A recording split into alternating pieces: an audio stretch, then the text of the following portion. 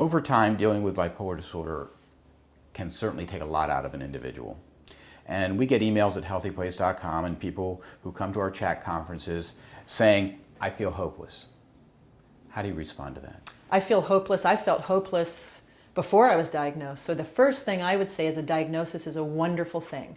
That's hope, because at least you know what you're treating. I didn't get diagnosed till I was 31, which was 12 years ago.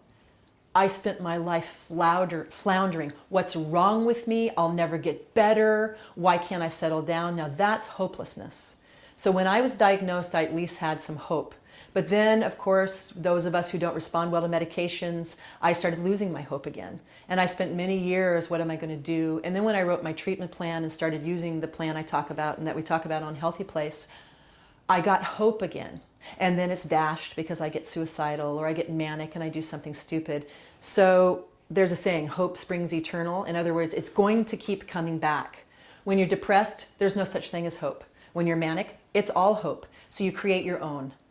Let's say you're extremely ill and your mind is saying there's no point. You say, oh yes, there is. I'm alive. I have a family. I create my own hope.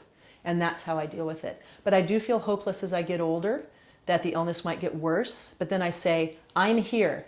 I create my own hope. And that's how I've made myself deal with the fact that I'm often hopeless because of the illness, not because of who I am.